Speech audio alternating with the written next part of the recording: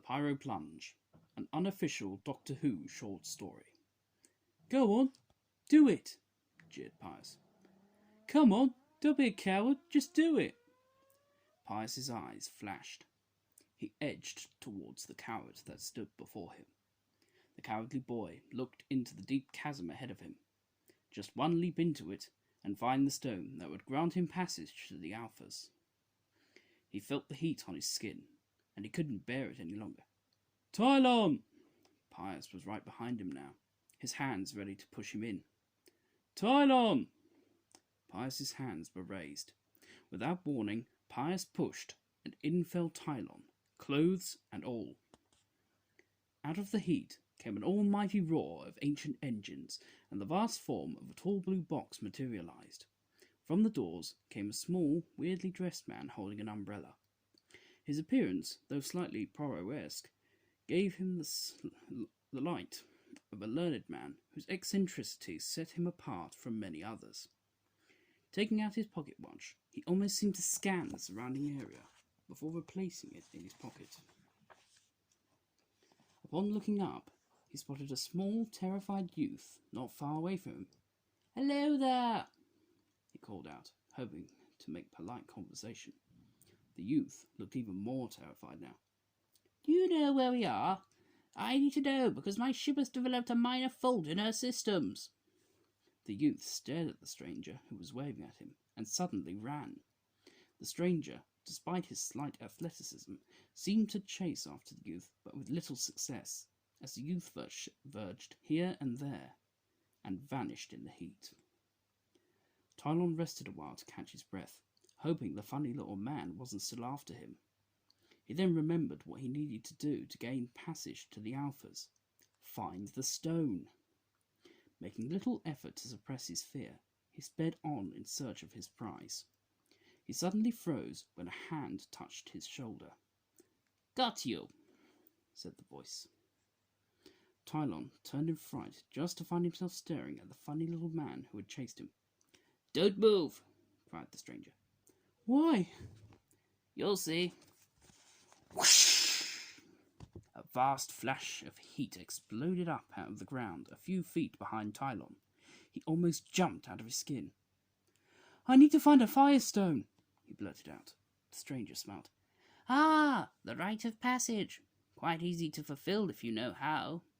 Tylon began to smile. "You know the place?" "That I do, young Tylon." Whoosh! Heat exploded all around as Tylon and the stranger made their way through the labyrinthian structure to the firestones. When they finally arrived, after ducking through a lot of tunnels, they found themselves in a vast cavern with a hot fiery pit below and above, hanging from a few stalactites, the firestones. The only feasible way across was on some fallen stalactites that acted almost like stepping stones over the fiery pit. Taking as much care as possible, Tylon made his way across the stones to his goal. The stranger, though small, wasn't too far behind, his umbrella almost crumpling from the heat. Tylon reached the centre first and began to reach for the closest of the firestones, caring very little that he might fall at any moment. As if by magic, the stranger whizzed and caught Tylon with his umbrella just as he went near the edge. Not long after, they attempted the firestone recovery together, with the stranger on Tylon's shoulders.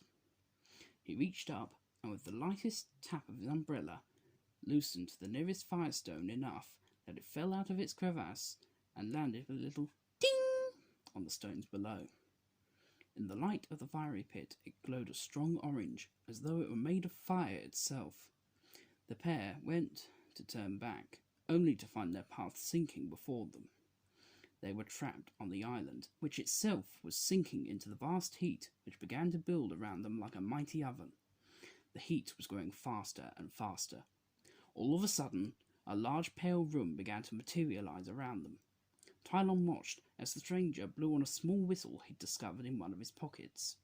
Before long, the stranger and Tylon were standing on the flight deck of a spacecraft. Without warning, the strange little man ran over to the large console at the center of the room and began flicking switches and watched as the centre of the console moved up and down. For a moment, Tylon was shocked by what happened, but soon came to realise that the stranger had saved him. Materialising at the bottom of the large mountainous structure, the stranger opened the doors to his spacecraft and led Tylon outside. The exterior of the craft was a tall blue box, even smaller than the interior. Tylon's mouth stood open for a few moments before he eventually smiled and turned to look at the stranger. "Thank you," he said. He didn't say much else before he ran off to find Pius. He gave one more glimpse and watched as the tall blue box vanished along with the stranger. Looking to the stars that night, Tylon wondered where the funny little man and his spaceship were now. He recalled Pius's reaction when he returned with the Firestone, and the gratitude he had felt in joining the Alphas. His little adventure with the stranger sealed his place in life.